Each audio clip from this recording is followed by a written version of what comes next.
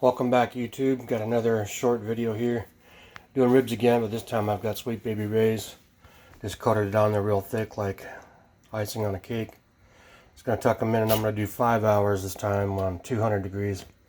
Come back and it should be fall off the bone ribs again, so I'm going to tuck them in here real quick. Just move it over. And then tuck on the ends.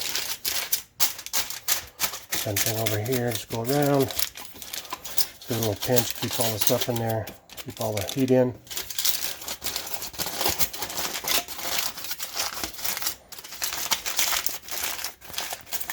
Keep all the juices in the foil.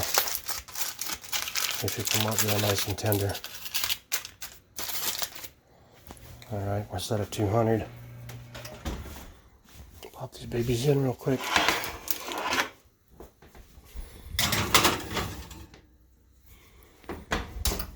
Alright, set our timer for 5 hours.